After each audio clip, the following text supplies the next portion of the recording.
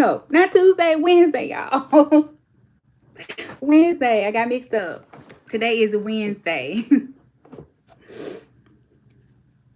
I'm throwing a little bit off, y'all, because I usually do Bible study on Tuesdays. So, but this week's Bible study, we are, if y'all see, I'm on YouTube and TikTok. So y'all, let me see if I can put it. There we go. We're going to let some people come on in. This is going to be so good, y'all. I may keep y'all a little longer tonight than I usually do. This is so good. I want to make sure I go through all of my notes. Like, I got some good notes. But yes, we're going to give a few more people time to come on in. Y'all, come on. Hey. Hey, Linda Sinclair. Hey, user. I don't know, Quill's Glory. Hey, Maisha. Maisha. Hey, Gladys. Y'all get your notepad, because this is going to be so good. And I'm not just saying that. This is going to be so good. This is going to be so good. We're in Genesis chapter 24. If this is my second week going live on TikTok. But if you want to go back to Genesis 1 and start from there, you can do that on my YouTube channel. We started with Genesis chapter 1, and now we're up to chapter 24. Okay, so my YouTube people probably didn't get the memo that I'm on tonight. So, but we're gonna go ahead and get started. Also, it'll be saved on my YouTube channel. So if y'all want to go back and watch it, if you want to go back and take notes, if you can't do it right now, it'll be on my YouTube channel. Okay. And so we're gonna go ahead and get started, y'all. So, like I said, we're in Genesis 24, and I want to start this out. Verse 1. I want us to sit here for a minute. Yes, this gonna be good. Even as I was going back over my notes, God downloaded some more stuff into me. So I was like, oh my goodness, this is so good. So Genesis 24 verse 1, it says, Abraham was now a very old man, and the Lord had blessed him in every way. So y'all, when I read stuff like this, I just can't skim through it. I was like, wait a minute. The Lord blessed him in every way. So if you've been with me for a while, if this is your first time here with me, when I read that, I'm not just reading that and thinking, okay, well, God blessed Abraham in every way. I'm thinking to myself, if he blessed Abraham in every way, he can bless me in every way. And that's how y'all should be thinking as well. Because we are descendants of Abraham. So if he blessed him in every way, that means he can bless us in every way. And so if you're just joining me, I talked about this before. Every is an abundance word, y'all. That means nothing is excluded. Every way. And so when I think of abundance, remember, if you go back to Genesis, I believe it was either chapter 2, I think chapter 2, where God told Adam and Eve they can eat from every tree in the garden. Every is an abundance word. So when I see that word, I'm tuned in. And it says God blessed Abraham in every way. And so I'm not just thinking money wise, because I know a lot of people think, oh, blessings. They always equate it to materialistic things. But you can have all the material things in the world and still not have God's protection. You can still not have peace. You can still not have joy. So when you think of abundance, don't just limit it to money and material possessions. Okay? So if God blessed him in every way, he can do that for us. And so when I see things like this, I start to pray. I will turn this into a prayer, because I'm thinking in my head, why else would God be telling me that he blessed Abraham in every way? So that means he's going to bless me in every way. But I'm going to pray a prayer, and we're going to get to that. I hope y'all please stay all the way to the end of this Bible study. I promise you it will bless you. It will bless you. It will encourage you. But anyways, take this verse, and this is what I do.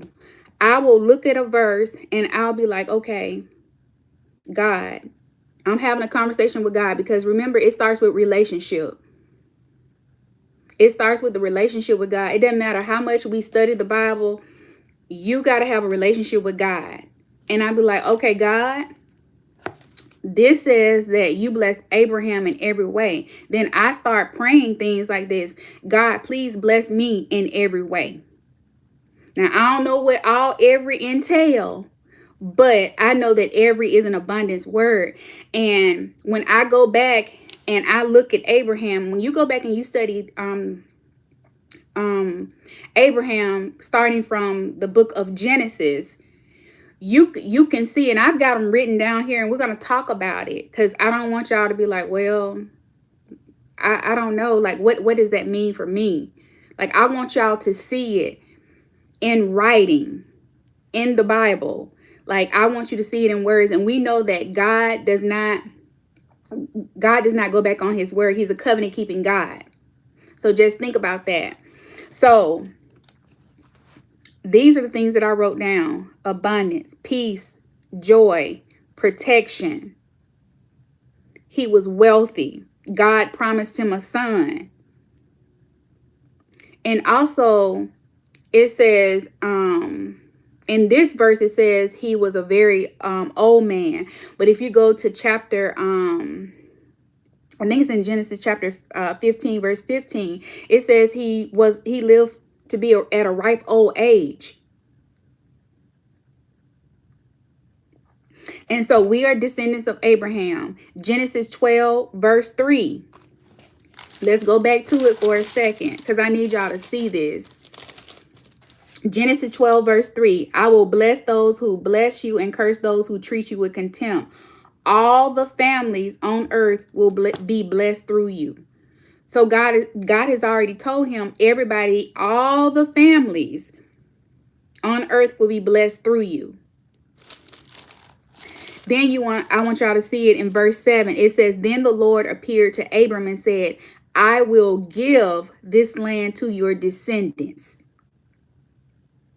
I will give.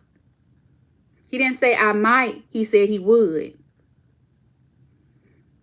And the land that he's talking about is the promised land, which is Canaan. And the promised land is a metaphor for a good life.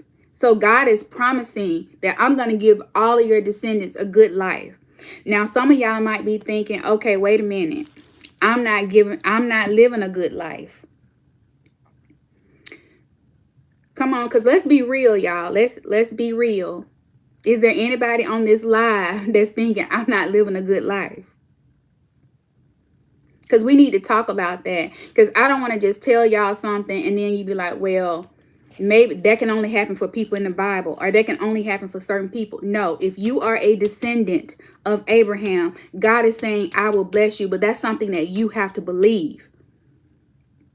And I believe that wholeheartedly. And I'm not stopping until I get all my blessings. If he blessed Abraham in every way, guess what? He gonna bless me in every way. I don't care what it looked like. And I need y'all to have that same attitude. The same type of faith. I don't care what it looks like. I'm gonna trust what God's word says. And so going to Genesis 13, verse 2. It says, Abraham was very rich in livestock, silver, and gold. Did y'all hear what I just said? He was very rich. So the Bible uses wealthy and it uses the word rich. That means he had money. He had money. But that's not all he had, though. And so here are two things that I want you all to see about Abraham, because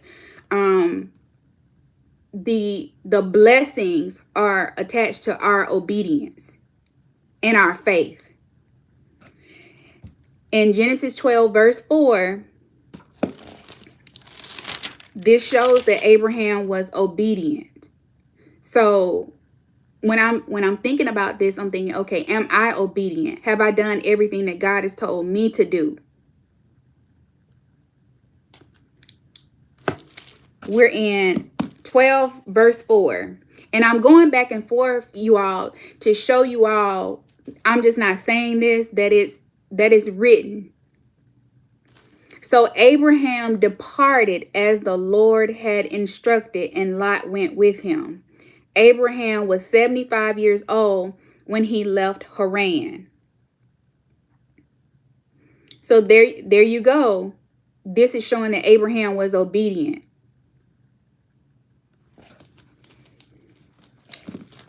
Genesis chapter 15 verse 6. I want you to see what it says about Abraham. Genesis chapter 15 verse 6. It says that, and Abraham believed the Lord, and the Lord counted him as righteous because of his faith. He didn't count him righteous because he went to church. He didn't count him righteous just because he could quote the Bible. He counted him as righteous because he believed.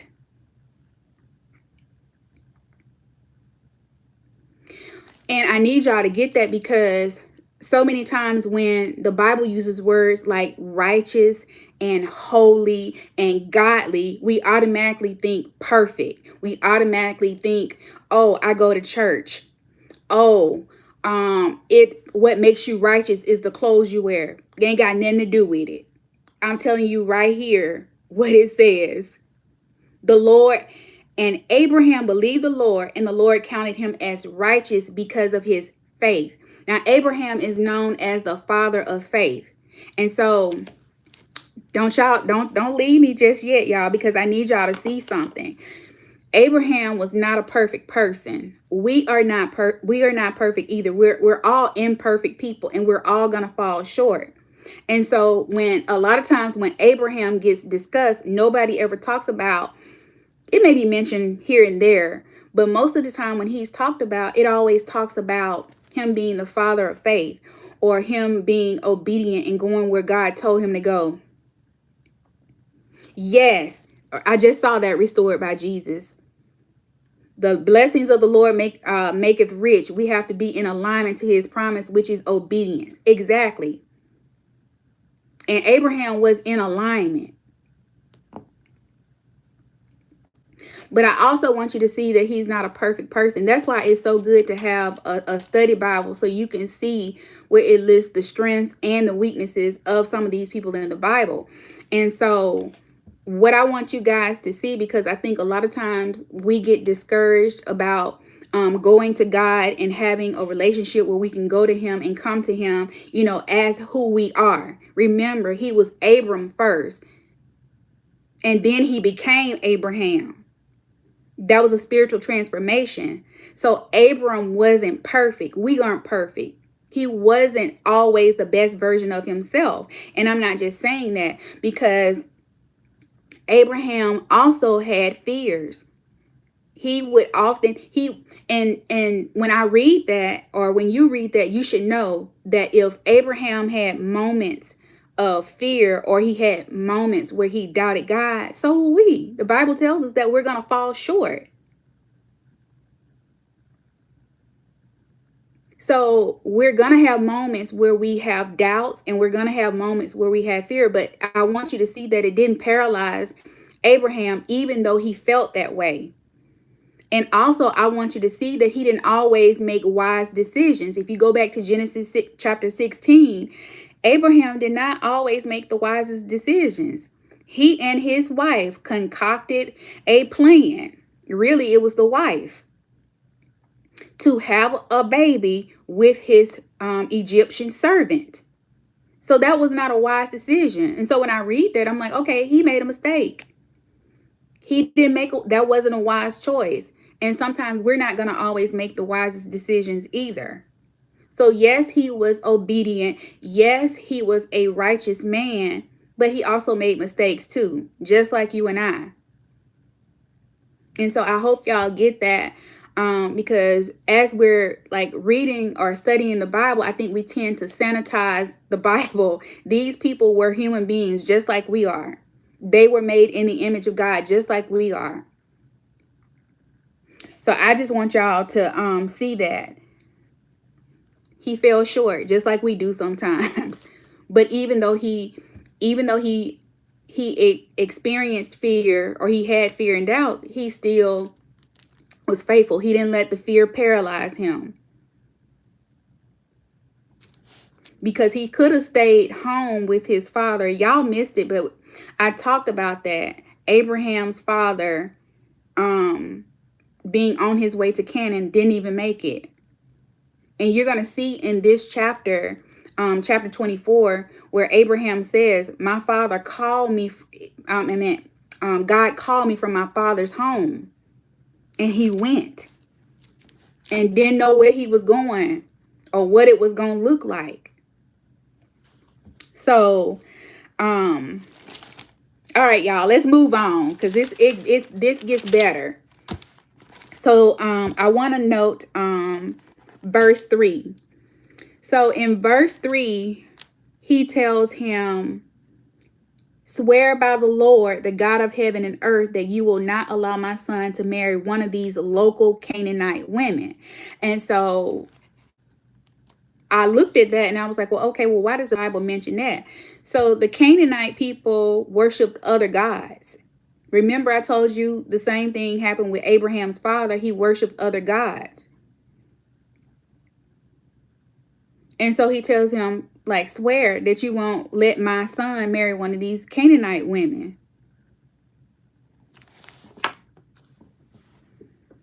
And there are a lot of people who worship other gods. If we're thinking about today, like a lot of what comes to my mind is sometimes we make our jobs our God. We make our resources our God. Sometimes we even make people our God. Anything we go to before we go to God, that's idolatry. We make our businesses our God. And remember what happened to Abraham's father. Remember what happened to Abraham's father in Joshua 24. I told you, y'all, he worshiped other gods. And remember, he settled in Haran. He never made it to the promised land. He never made it to the good life. Yes, he lived a long life. And that's all it tells us, is that he lived a long life. But the Bible tells us a lot about Abraham. And so I paid attention to that. I wrote down the notes. And I think I did a video on that too. It's on my TikTok. I think it's on both pages. But I want y'all to think about that. He may have lived a long life, but did he live a good life? And we trying to live a good life over here. We trying to live the good life. Hey, College Life. Hey, Rosalind. Thank y'all for joining. So, Genesis 24, verse 7. I kind of wrote down all the verses that I wanted to discuss tonight. So, I want you all to go to verse 7. It says, for the Lord, the God of heaven, who took me from my father's house and my native land, solemnly promised to give this land to my descendants. There you go. Solemnly promised. He promised it, y'all. Now, we haven't gotten that far yet, but we have to take possession of it. Like, we can't be passive about it either. We have to take possession.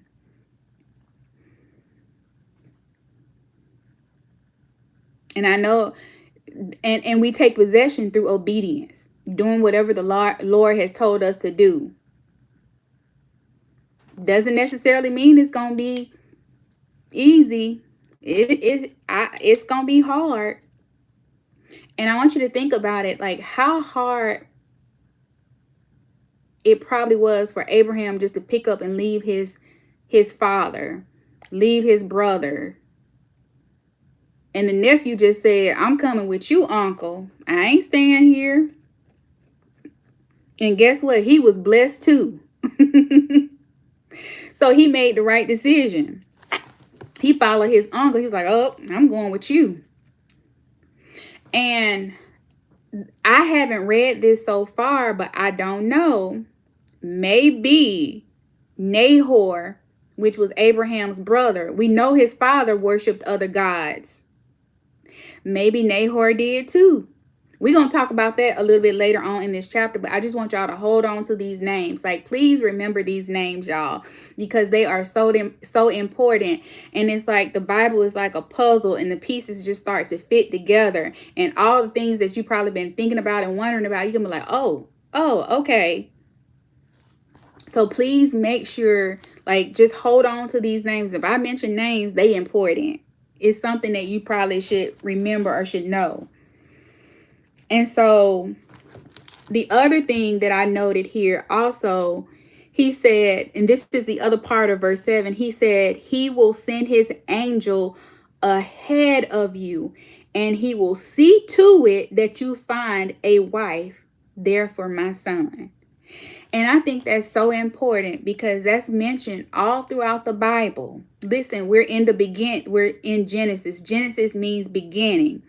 God sent an angel ahead. So if he sends an angel ahead for Abraham, he's going to send an angel ahead for you too. And I want y'all to see what this servant did and how he prayed. And he's actually modeling to us what we should be doing when we go to God. Because a lot of times, okay, I don't want to get ahead of myself, but I just need you to note that he sent an angel ahead. And so this is one reason why we don't want to get ahead of God when we're doing things as well too.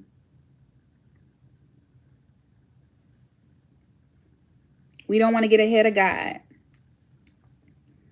Okay, so y'all noted that. We're on to verse 10. It says, then he loaded 10 of Abraham's camels with all kinds of expensive gifts from his master, and he traveled to distant, I can't pronounce his name. It's Aram. I can't pronounce it, y'all. It starts with A. We're going to just say A. But I wanted y'all to, I noted this verse because I wanted y'all to see that it says expensive gifts. That's important. Y'all gonna see how that's important as we study on. So also that means he was very rich. I just want to keep pointing that out. So now we're on to verse 12. And here's where it gets very important, y'all. Come on, I need y'all to lock in right here. This is so important. This is what it says. He says, oh Lord, this is Abraham's master. No, this is Abraham's servant praying this prayer. He says, oh Lord, God of my master Abraham, he prayed, please give me success today and show unfailing love to my master Abraham. A lot of things happen in that particular verse that I need y'all to see, y'all.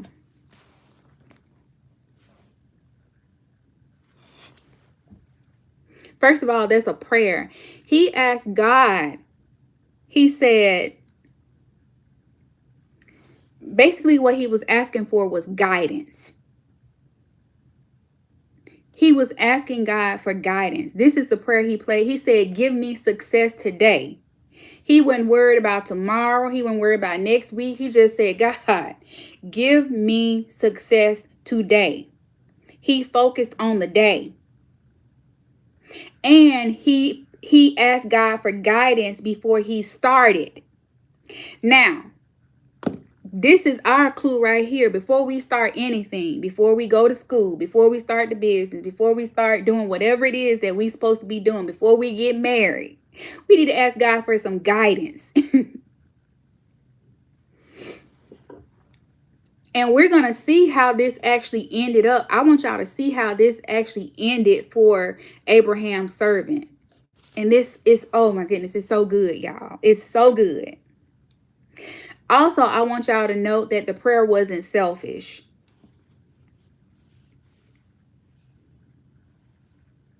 Oh, this is what I want to say too, because I wrote this down in my notes. A lot of times when we set out to do things, instead of going to God first, we pray afterwards. So we'll go do the thing first, and then we'll consult God on the back end. That's not how we're supposed to do it. And this servant of Abraham's is modeling to us what we should be doing every time we need guidance on something. He prayed first. Yes, we be all out of order, Maisha. And what do we know about God? He does things in order, right? God does things in order. Seek ye first the kingdom of God, and all things will be added to you. Is this not what he doing in Genesis? I know we haven't gotten that far, but isn't he seeking God out first? Seek him first. Not only. God does things in order. And so a lot of times when things aren't working out for us, we need to ask ourselves. I've even done it. How many times? And then I realized, okay, I'm out of order. I didn't do this the right way. I didn't go to God first. Because let's admit it, we do it, and then we want God. We do it, and that's okay, Cammie. That's okay. When we know better, we do better. I've done it too. I've done it too. But that's the thing. When we study the Bible and we see how people do things, like it's literally the blueprint for us to do the same thing, y'all. It's literally the blueprint. This man prayed to God, and he's given us the blueprint on what to do and how to do it. That's what I'm thinking to myself, like, okay, let me pray to God for success today before I do anything. And then when you get on to Proverbs, there are scriptures that say commit everything you do to the Lord before you even do it. I want to say Proverbs 16 verse 3. Check that out for me, Maisha. Proverbs 16 verse 3. Because I don't want to be flipping. I think it's Proverbs. I need to put my little tabs on my I think it's verse 16, 1 and 3, if I'm not mistaken.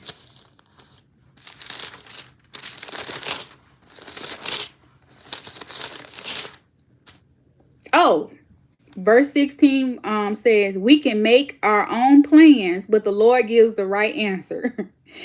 Verse 3 says, commit your actions to the Lord and your plans will succeed. Verse 3 is the one I was looking for. What did this man do? He committed his actions to the Lord. And as we read further down, they succeeded. But y'all see how the Bible just comes together? We're in Genesis, but I'm telling you about something in Proverbs. Proverbs is wisdom literature. Wisdom is applied knowledge. So that means you're just going to consult God before you do anything. God, should I do this? Should I not do this? David did it a lot. I don't know if y'all know this. If you go back and read 1 Samuel, like I think around 23, 24, you'll see David be like, God, should I fight them? And then he would be like, yes.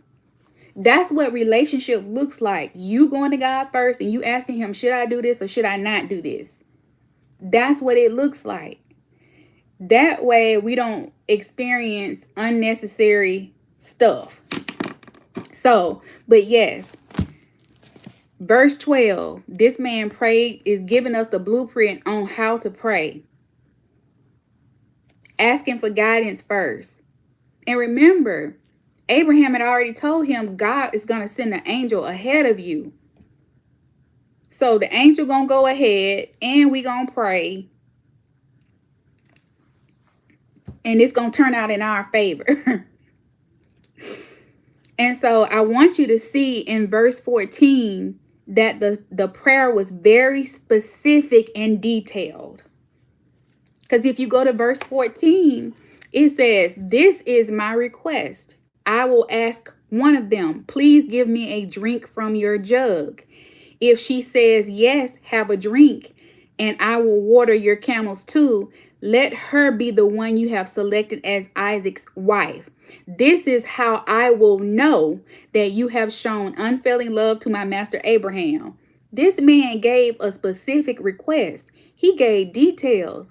How many times have y'all heard people say, y'all, you need to be specific about your prayers? Well, here you have it. Here's an example of that right here in Genesis chapter 24. This man was very specific with his prayers, like really specific. So that's a clue to me. Okay, I need to be specific. Look, y'all, I'm about to say Pacific. But no, we need to be very specific with our prayers. He was specific with his prayers, and guess what? They got answered. And so when you go to verse 15, it says, before he had finished praying. Now, wait a minute, y'all. I read this and I was like, what? He didn't even get through praying. He didn't even finish praying. He saw a young woman named Rebecca coming out with her water jug on her shoulder. She was the daughter of Bethuel, who was the son of Abraham's brother Nahor and his wife Milcah. And I know y'all probably reading this. I'm reading this and y'all probably thinking, well, what these people got to do with me? Remember, if I tell you to remember names for a reason. Remember, Nahor is the brother that was left back in Haran. Him and his wife had 8 children. Remember, Sarah was barren. She couldn't have any children. But I want y'all to see that God answered the prayer quickly, because I know we hear people talking about suddenly. Yes, God can do it suddenly. He can do it quickly. God answered this prayer very quickly. Now, I have experienced some prayers that God has answered quickly too, but I wanted to note that here. God answered this man's prayer very quickly. So if he can answer his prayer quickly, guess what? He can answer yours quickly too. But he was very specific about what he asked for. So, I noted this about in verse 16. It says that Rebecca was very beautiful and old enough to be married, but she was still a virgin. She went down to the spring, filled her jug, and came up again. And so I'm always like, okay, why we had to know she was beautiful? And so when I see things like that, I'm like, okay, wait a minute. But do you notice that when Abraham's servant prayed that prayer, he didn't mention nothing about appearance. He didn't say nothing about her appearance, y'all. Let's go back and read the prayer. This is my request. I will ask one of them, please give me a drink from your jug. If she says yes, have a drink, and I will water your camels too. Let her be the one you have selected as Isaac's wife. He wasn't looking for somebody who was pretty. He was looking for somebody who had a good heart, y'all. He was looking for somebody who had a good heart. Servant spirit. And this is the thing. We know she had a servant spirit because not only did she offer him water, but she offered without him asking to take care of his camels. So Now, y'all know I got my little notes wrote down here. It describes her physical beauty, but that wasn't in the prayer. Now, this is what we do. And I need y'all to stay with me. I know some of y'all don't shoot the messenger now. When we all want someone that's easy on the eyes, right? And I'm not saying you can't have nobody that's easy on the eyes, but a lot of times we get bamboozled and tricked by people who are easy on the eyes. They easy on the eyes, but they not so easy on the heart. Y'all see what I'm saying? That's how going back to Genesis chapter 3. How did Satan deceive Adam and Eve? Well, specifically Eve.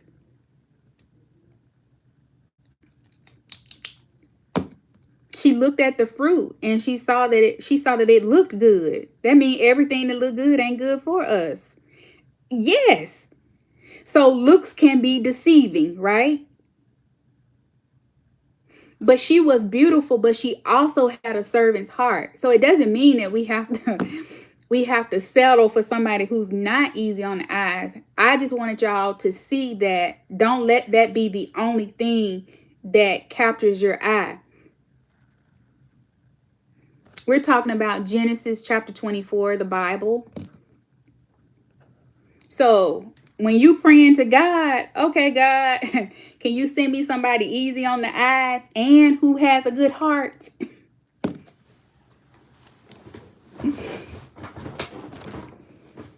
That was just my little tidbit there, y'all, because I'm always like, I don't just read the Bible, I study it. I'm like, okay, they mentioned her beauty, but the prayer didn't say nothing about how he wanted her to look. So sometimes you have to read between the lines. You have to read what's there but not there, and that's how you get better at studying the Bible.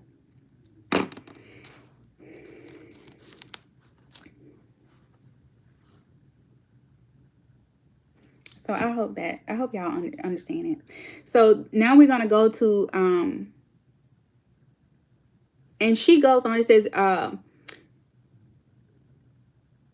running over to her, the servant said, "Please give me a drink of water from your jug." "Yes, my lord," she answered. "Have a drink." And she quickly lowered her jug from her shoulder and gave him a drink.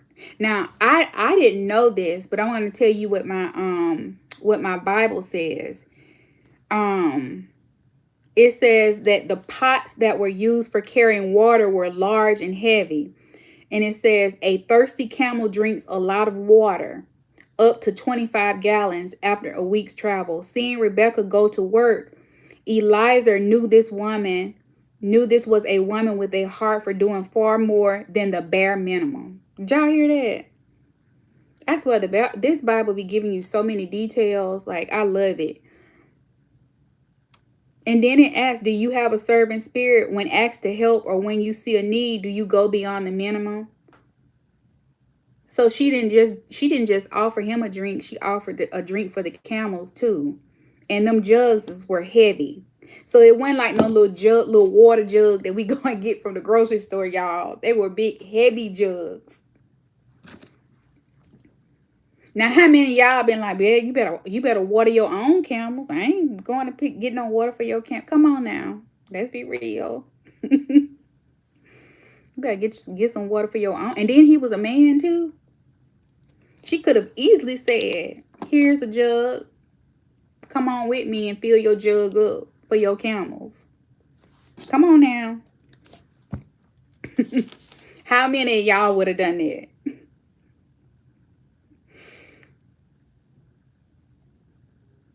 Maisha, Melba, who is it? Melba. How many of y'all would have done it? Been like, you better go and get your water for your camels yourself. But yeah, I guess I might have been the only one who probably would have told him that. Especially if the jug was heavy. Now, y'all in here, y'all go ahead and like the live so we can push it out to other people. Okay. So then we're going to go to Genesis 24 verse 7. In Genesis 24 but verse 27, the prayer was answered.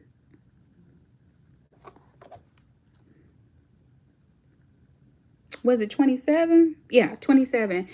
It says, "Praise the Lord, the God of my master Abraham." He said, "The Lord has shown unfailing love and faithfulness to my master, for he has led me straight to my master's relatives."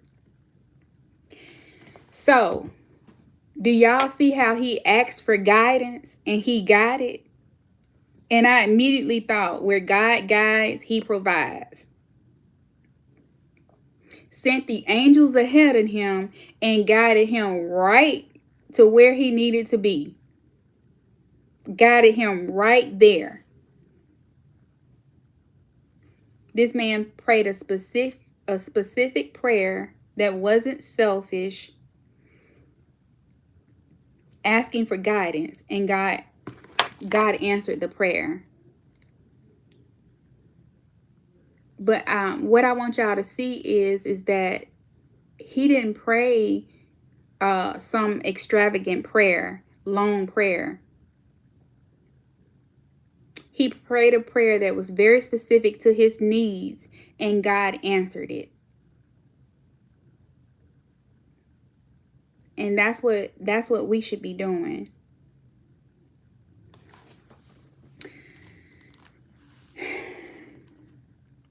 So now we finna get to a little bit of this. This is where it's gonna get a little bit of this gonna get a little messy.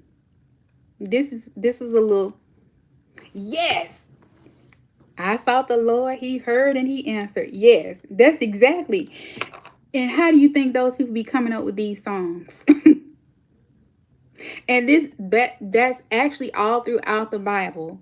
Again, I'm bringing up David. David did the same thing, y'all. But I want to share this with y'all because this is where it gets kind of a little to me it was kind of messy, kind of funny. Remember I told y'all to remember names. Listen to this. So we're in Genesis 24, verse 29. I want y'all to listen to this. It says, "Now Rebekah had a brother named Laban." Remember Laban's name, y'all, because it's going to come up in a few more chapters. Rebekah had a brother named Laban who ran out to meet the man at the spring. He had seen the nose ring and the bracelets on his sister's wrists and had heard Rebekah tell what the man had said. So he rushed out to the spring where the man was still standing beside his camels. Laban said to him, "Come and stay with us.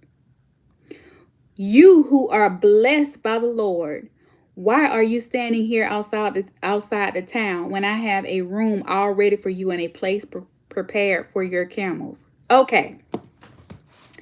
So her brother Laban. Notice how the Bible said he saw the nose ring and he saw the bracelets. What do y'all think he was thinking when he saw them bracelets and the nose ring? Remember, this is gold now. He was like, "Oh, they got money. Thank you, Maisha."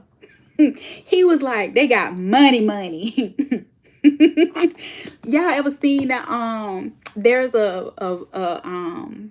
I don't know if it's a meme or a video with this man. Like, this is what I imagine when I'm reading. Like, I see the nose ring. I see them gold bracelets. Oh, they got money. So that's what I was thinking when I read it, because I was like, okay, why would the Bible give me this information? It gave it to me for a reason. And also, what Laban did is what a lot of people do. He equated the expensive jewelry with being blessed by the Lord. Now, material possessions do not always mean blessed by God. Now, right here it does, but not all the time. And so I have to teach y'all that. But I want you all to see that Laban recognized that he was blessed, that they were blessed in that way.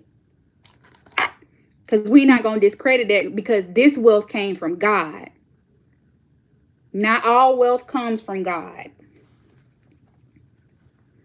And so you see how he told him, okay, why are you standing out here? Come, we prepared a place for you.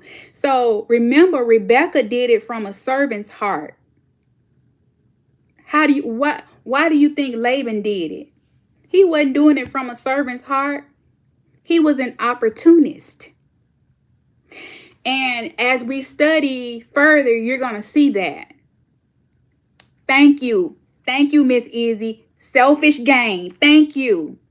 So y'all see how the Bible is teaching us somebody who had a servant heart and then somebody who was doing it for selfish gain. He wasn't doing it out of kindness of his heart. That's why the Bible mentioned he saw the nose ring and he saw the gold bracelets. He was an opportunist. He'd be like, oh, I might can get something out of this. But oh, check this out. His true colors are going to come out later on. I don't want to get into that now, but his true colors are going to come out.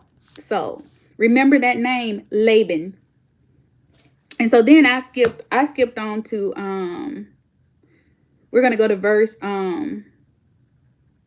35. And it says, this is where he's just explaining what happened.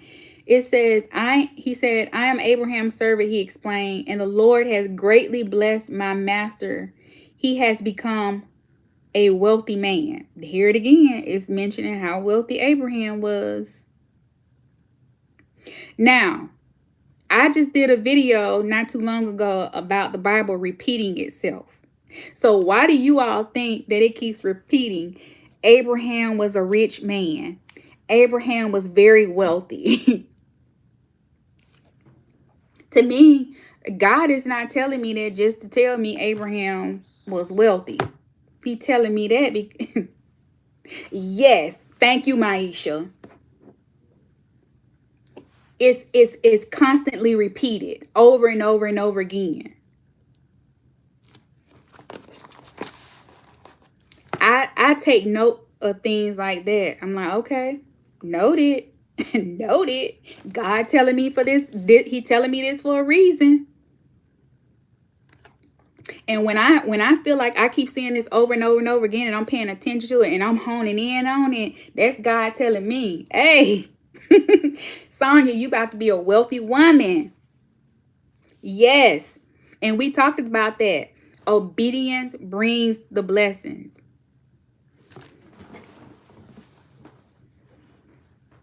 And so, but yeah, pay attention to things that are repeated over and over again. And you'll find yourself be like, wait a minute, I done read this before. Because I think a lot of times we need to see it and hear it over and over and over again for us to kind of get it through our head. And I think God is so strategic in doing that because he's telling you, you are the head and not the tail. You are blessed. You are highly favored. He's telling you all those things. And here comes the enemy. Just like he did with Adam and Eve. Here's the thing. He was so subtle with it. The enemy was so subtle. All he did was get them to question what God had already told them. And so when you're reading this, a lot of times we're thinking, is God really going to bless me? That's the enemy in your head. Yeah, he was rich, but you ain't going to be rich. But you got to start talking back to him. No, God said, I'm going to be blessed in every single way. Even if you don't see it yet.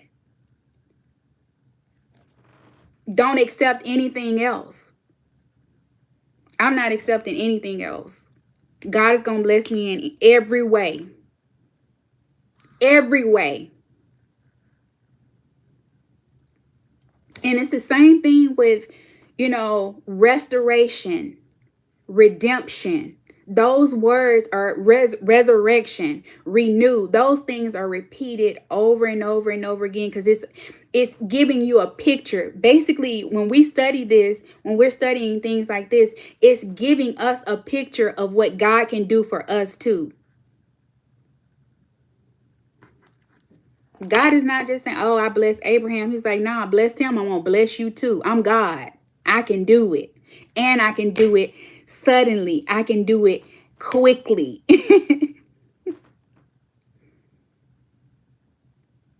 We just got to do our part. We got to do the obedience part. We got to have the faith though. Because remember, God counted him as righteous because he believed. Not because he went to church. Not because of the way he dressed. But he counted him as righteous because he believed.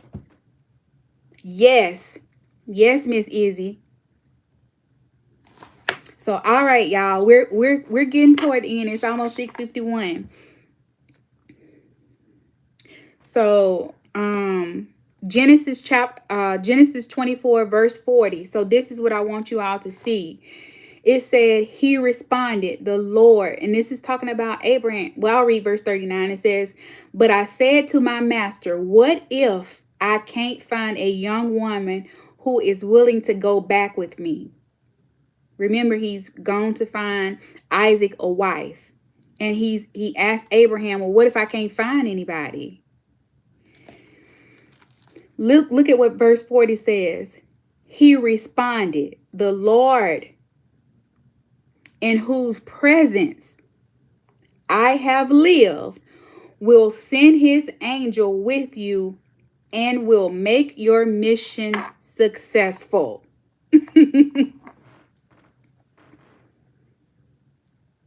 That's what faith is. But I know, you see what Abraham said? He said, I lived in his presence.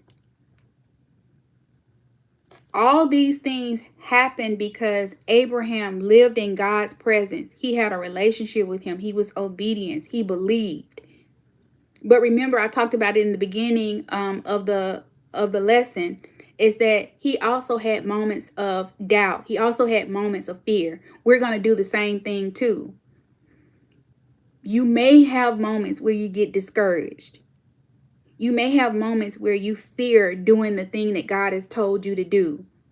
And I like to say it's normal to do that, because why else would there be 300? They say it's 365 verses on fear, because God knows that we're going to feel fear. I think fear is a normal human reaction, but it's not the right reaction.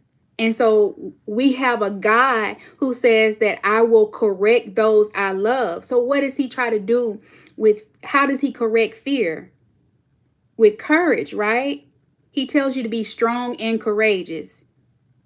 Do not be afraid. Be strong and courageous. I think that's in Joshua chapter 1.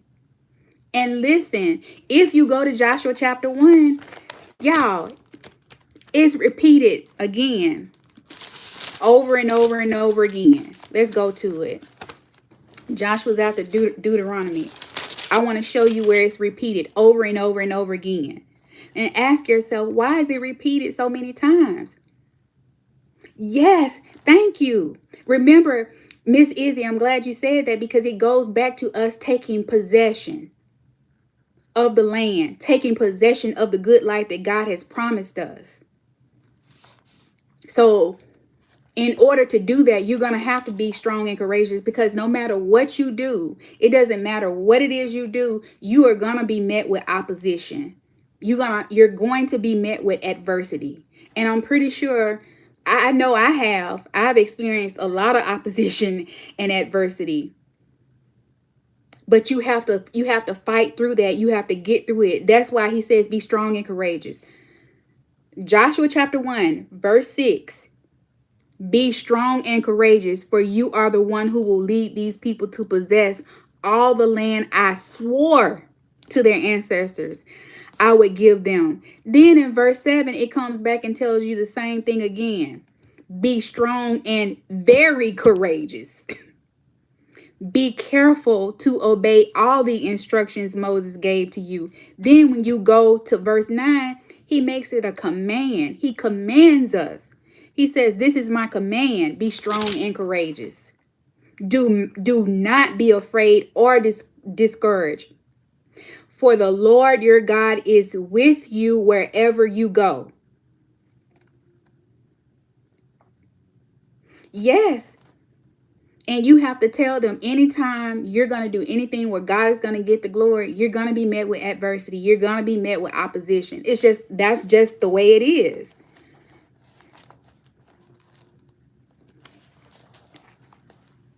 But I want y'all to see that it says, for the Lord your God is with you wherever you go.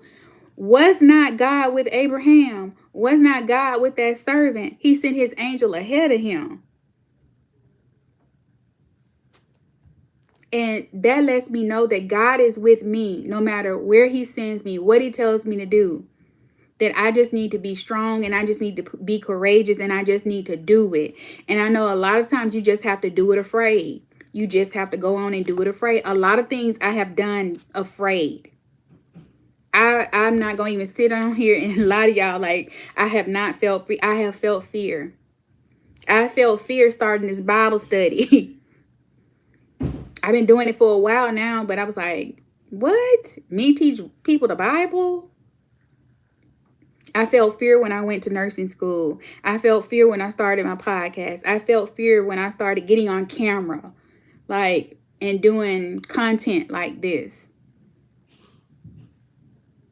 But in spite of me feeling fear, I did it anyways. You can do it too. Whatever it is that God has asked you to do, you have to do it in spite of how you feel.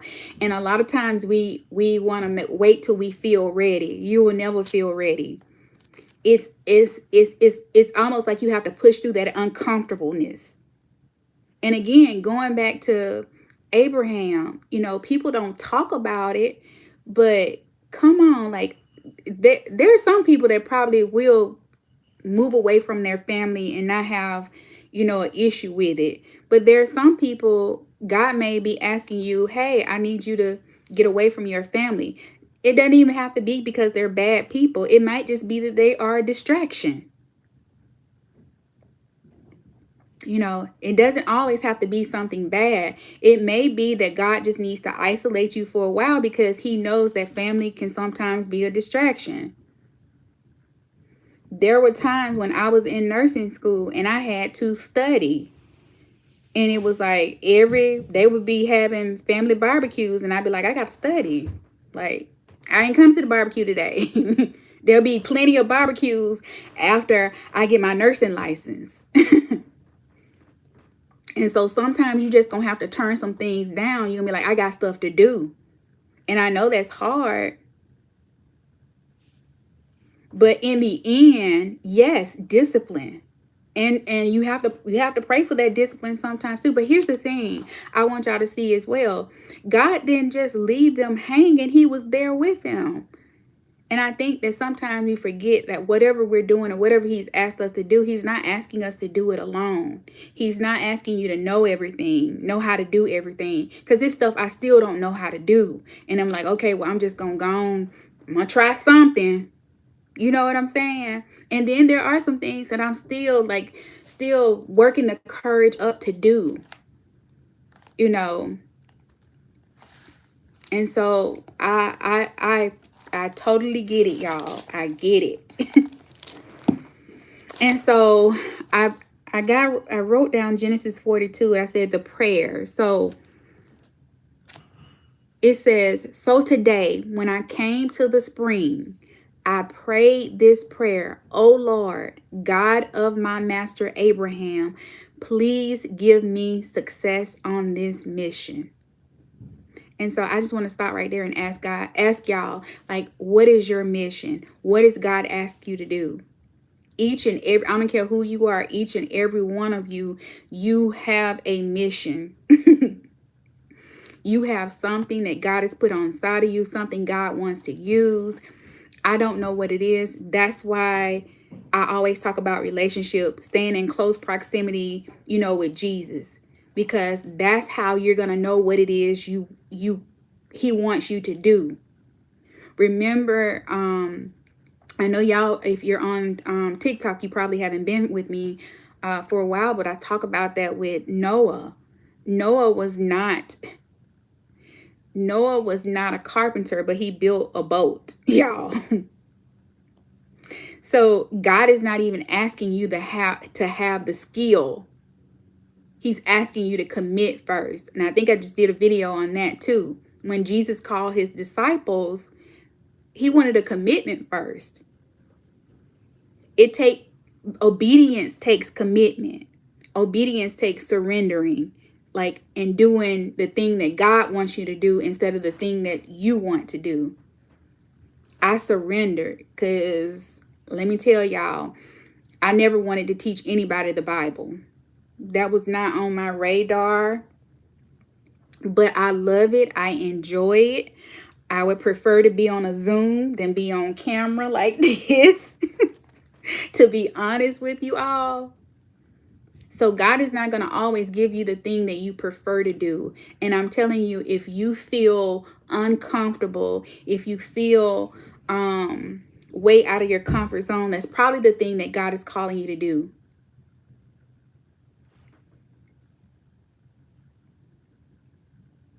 So if you feel like, oh, I'm having a hard time, you know, even with this content creation thing, if that's something you struggle with, then that's probably something that God is calling you to. And even if you have the desire to do it, it doesn't necessarily mean you won't be uncomfortable doing it.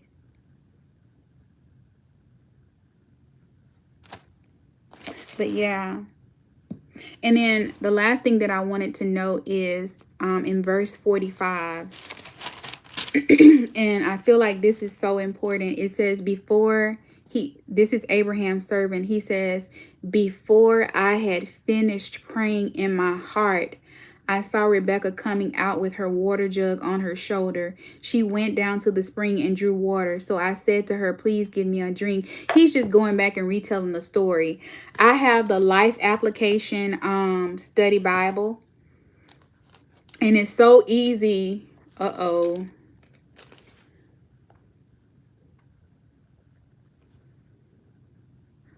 Okay, TikTok has me do that little puzzle thing, y'all. But I actually I have it linked in my showcase, Miss Easy, too. I think there's two of them. One is large print. The one I have right here is the large print, and I also have like the regular print as well. But I want y'all to see that he prayed from his heart. It was a sincere prayer. He wasn't just going through the motions. He actually prayed a sincere prayer, asking for guidance, asking for help. He didn't try to go out and find Rebecca on his own. He was like, I need help. Let me say a prayer.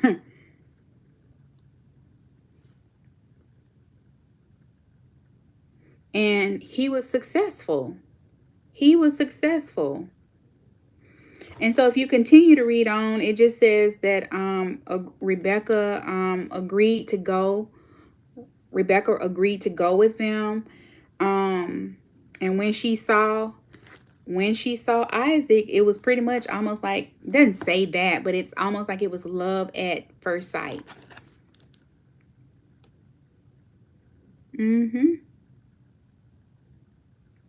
Yep.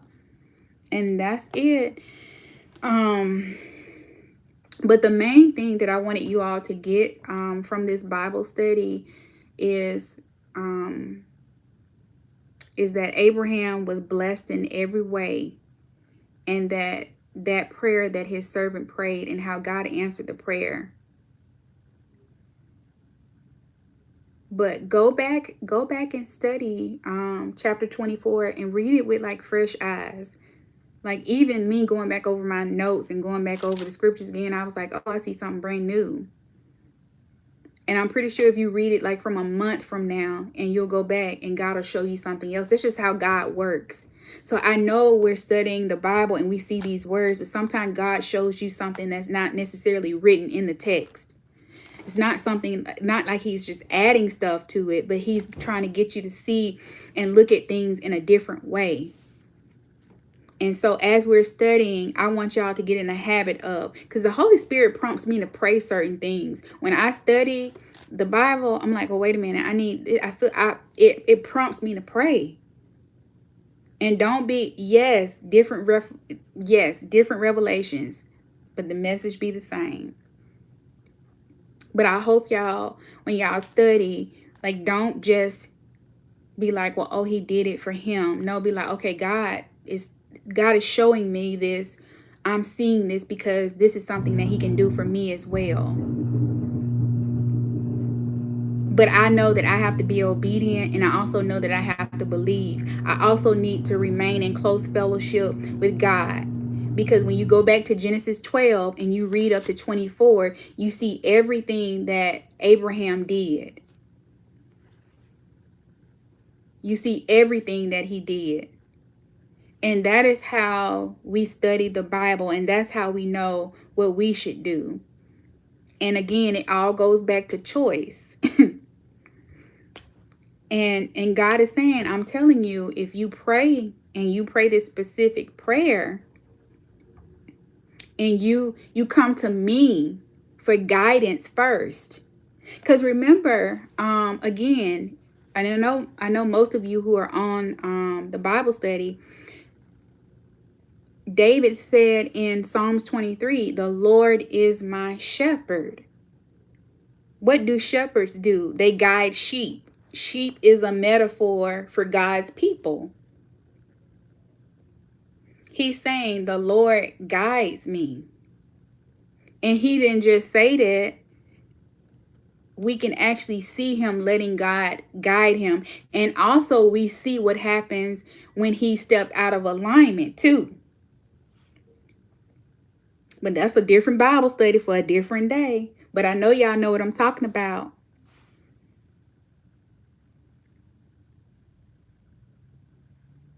Because sometimes, like I said, we sanitize the scriptures, but these people were not perfect. We ain't either. I'm definitely not. So I hope, I please don't come to this Bible study and be like, oh, no, honey. That's why me and God had the conversation. Like, God, you sure you want me teaching folks the Bible? And he was like, yeah, you.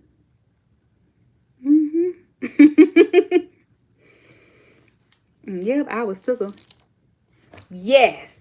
And that is the whole point, Miss Izzy. That is the whole point. Because God wants people to see. And there are a lot of people who know you and know the things that you've done and they see. Because remember, well, you may not remember this because you're probably just joining me. Remember, Abraham went through a spiritual transformation. The name change in the Bible represents a spiritual transformation. I sure can. I sure will. He went through a spiritual transformation. He was Abram when God called him, but he didn't become Abraham until chapter 17. What's in between chapter 12 and chapter 17? Time. So it takes time for us to change into the version of the person that God, wants us to become. And in between that time, you're going to make mistakes. You're going to have doubts, you're going to have fears, all the things. But that's okay. I feel like it's okay when you have those moments. The Bible tells us what to do. Like when we're reminded.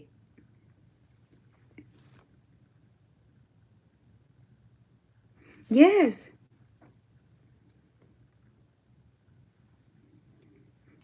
But this has been so good. This has been, it's so good. Go out, y'all, please go back and read it. Even go back to Genesis chapter 12 and just look at it again and seeing what God told Abraham, seeing who he was at the time when God called him. And so this is the one thing that I forgot to say, is that when we come to Christ, because remember, the whole point is not just for us to be saved. The whole point is for us to become more like Jesus.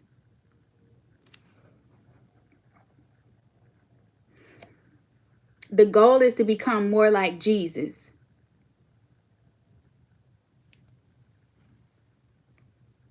Not just be saved. Because you know, it's some people out there who saved and they don't sin no more, but they are mean and nasty people. So that's not what we trying to do. That's not it. And I will say this, even if you might be mean and nasty, you can always change. The Lord is always waiting to change people. Regardless of who we are and our imperfections, God can change. Renewing of the mind. But a lot of it starts in the heart first. Well, I'll say the mind, because he says, I renew your mind. I think that's Romans 12 verse 2. And so when we start thinking differently, we start moving differently. But yeah. But that's it for this week's Bible study on Genesis chapter 24. Next week we'll be in Genesis chapter 25, and we will be back at our regular time, which is next Tuesday at 6 p.m. So yesterday I had an appointment, but next week we will be back on our regular schedule, which is Tuesdays at 6 p.m. Central Time. Thank you all for the new people that joined in. Oh, thank you. Thank you. Come back next week and join us. Good night, everybody, and I hope y'all have a good rest of your week. And there was the lady, I want to pray for you for your headache. She said she had a headache. Are you still on here? No, I didn't change today. Lucky Shiny Mouth. It's not changed. Yep. So yeah, I just came on today because I couldn't come on yesterday. But it's really every Tuesday. But if the Lord leads me to do more Bible studies, we'll see. I just don't want to get overwhelmed though, because I did have to take a break from TikTok. So, but yeah. But next Tuesday, 6 p.m. Central Time, I'll see y'all. I'll see y'all back next week. Y'all have a good rest of your week. I actually may come on again because I'm off for about 5 days. So I may come on and do another one. Maybe I don't know when, but I may come on. I don't know, I might come tomorrow, Thursday. I'm not sure. But if I do, it'll be probably around maybe 5:30-ish, 6 o'clock. I may just send out a little post note saying I'm going live talking about some stuff. I may do that. So, but yeah, I got a couple of days off and a little more free time, so I might do that. But y'all have a good rest of y'all's night, and I'll see y'all next week if I'm not back Thursday. All right. No, okay.